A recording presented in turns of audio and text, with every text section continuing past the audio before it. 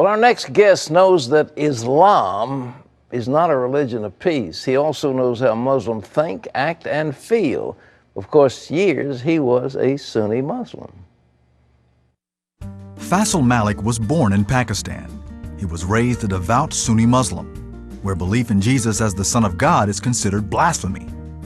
Later, he moved to Canada and became a businessman. One day, Faisal attended a business meeting and his life drastically changed.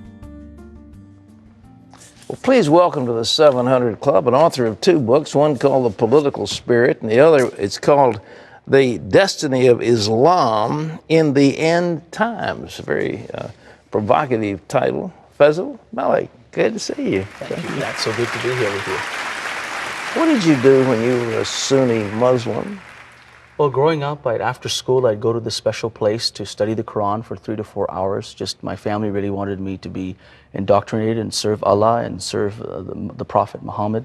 And that's the way you grow up, trying to serve God and earn points so you can find a place in heaven one day. For 3 hours a day, what in the world did you study? I mean, how much, what was it? Well, you study the Quran, you recite the Quran, you talk about what it means, what the interpretation is. The Quran is obviously in Arabic, so we would discuss in Urdu the different meanings and interpretation, how to live it, but most importantly, how to memorize it, how to recite it, and how to pray it, and how to live a life and serve God. That was the whole mindset growing up as a Muslim. But nobody told you how to get to heaven. No, there is no guarantee of salvation whatsoever growing up. None whatsoever? None whatsoever. Did you feel that this activity was a little fruitless, what you were doing? Well, I didn't know it was fruitless because I thought this is life. I thought that the Bible had been changed, that the Christians were deceived, and that the Quran was the final book that came from God, and that was the last and final word from heaven. What about this concept of jihad? Were you in Pakistan indoctrinated that you had to go on jihad? Yes, I was talked about jihad, and I never really was involved in any way that way particularly, but jihad was communicated as obviously an outward expression of war to defend Islam, and also internally as a struggle growing up as a Muslim. So you got into a businessman's meeting, you came to Canada, I believe, and began a business career. What brought you, you were in a meeting, what happened? Well, this gentleman invited me to this business convention, and he previously had invited me to his church, and I said, I don't go to church, I'm a Muslim. But at this business convention, they stopped the Sunday morning service. They had a non-denominational Christian service, they said. They stopped the conference, I should say. And they told me... Sounds like an Amway meeting, was that what it was? That's what it was. It was an Amway meeting. And they told me that if I keep my seat, they'll give me a front row seat and let me keep it for the remainder of the business conference. And so I said, okay, I showed up, and they said, it's not a pastor or a priest that's going to be speaking, but this man got up and he said, Jesus is the Son of God. And it really offended me, made me mad and angry as a Muslim. And he went on to say that if you receive Jesus and you acknowledge him as the Son of the living God, that you will actually go to heaven, but if you reject him and deny him, you're going to burn in hell forever. And didn't like that, hearing it as a Muslim. And I thought I could talk to the man. I thought he was deceived, so he did this invitation to come to the altar. I ran to the front thinking I could talk to him, but then I got stuck to the front stage because literally 3,000 to 4,000 people were running to the front to respond to Christ. And so I couldn't talk to him at that moment, and I left there and I made a decision that I would win Christians in particular to Islam. And I began to spy on how they do it, and I thought I would do the same thing for Islam. But I went back to another convention, and on Sunday morning they gave me a front row seat again. And this businessman preached about how you can become a child of God, that if you believe upon Jesus, even if you call upon his name, he'll give you the right to become sons of God. And so he asked everybody in the auditorium to stand, about 20,000 people. So I stood out of courtesy, and I thought I did not need to respond to this because I thought I knew what they were doing. But suddenly God showed up. And literally, as I stood there, his presence went right through me, went right around me. And I had all these questions going through my heart and mind. How is this possible? Why would God manifest and reveal himself this way? And I had this burning question in my heart. And I said, God, what are you doing here? I thought these are the bad guys, meaning the Christians. And I heard an audible voice. And he said, no, these are my children. He said it 3 times. And when he said that, the voice went right through my being, the core of my being.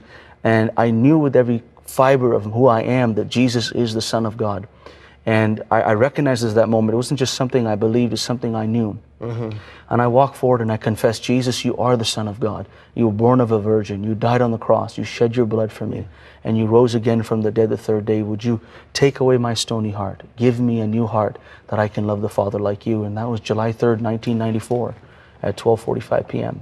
Tremendous. You remember the precise day and hour. A life-changing moment. So what happened next? Well, later on, my family found out that I was hanging around Christian people and I was taking care of our rental property for them. So they sold the rental property and gave power of attorney to someone to do that. And I came home one day and the locks had been changed and I started living in the streets in my car. I used to park in hotel parking lots to camouflage myself. It was in a winter of 1994, going into 95. And then I'd go shave at a McDonald's or go shower at a YMCA just to, keep myself there. And, from that moment on, God began to move me into ministry. We began to see people come to Christ. Literally about 1,500 people came to know the Lord from Muslim, Hindu, Jewish, atheist backgrounds. And we just kept leading them to the Lord. And then later on, God began to call us into full-time ministry.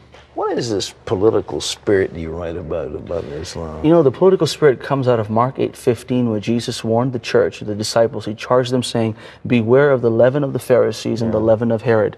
Now, the leaven of Pharisees is hypocrisy, but what is the leaven of Herod? Well, Herod himself is a descendant of Esau.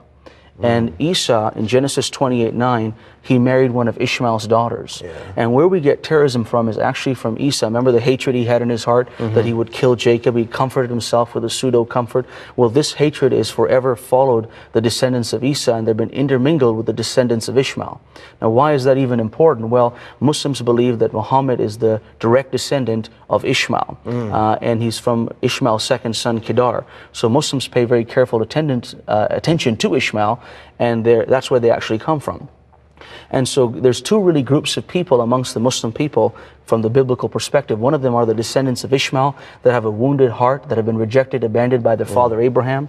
And then there's another group of people that embraced Islam with the intention to live by the sword, as Isaac prophesied over Esau.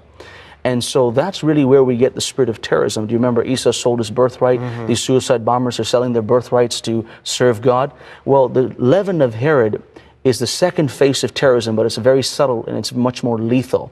And so wherever this leaven is operating, the nation of Islam will prevail. So the political spirit is a response to a word that God gave me. He said that if the Western world does not deal with the political spirit in their own backyard, they will not have the authority to deal with the nation of Islam when it comes in full force. And says wherever the political spirit or the Herodian spirit is in operation, the nation of Islam will prevail. And that's what we see happening across the United Kingdom, America, Canada, and the Western nations, because as we tolerate this Herodian spirit, which is very subtle. As you can see, Herod wanted to kill Jesus when he was a baby, but he had a private meeting with the Pharisees and scribes in Matthew 2. They thought this king was interested in the prophet's words, interested in what God is saying, but meanwhile his motive and his hidden agenda was actually to kill Jesus. Well, I think that people need to get this book called The Political Spirit. You probably haven't thought of Islam that way. You think of it as a religion, but it actually is a political movement, isn't it? That's right. Take over the world. The political spirit right here. And I want to ask you one question. This other book, what do you think in the end times about Islam? Is it destined to prevail, to fall, or are they going to come to the Lord? Well, Islam, of course, is the religion, and the Lord said to me that the wall of Islam is already fallen in the spirit. It will soon be common knowledge in the natural world, just like the Berlin Wall fell. But the people itself are the Muslim people, and God has a plan for the Muslim people highlighted in Ishmael. Ishmael was the first person to be named before birth in the Bible. There's only 4 other people that were named this unique way. Others were prophesied about. Ishmael was first, Isaac was second, John the Baptist was third, and Jesus was the fourth. And Ishmael means God hears.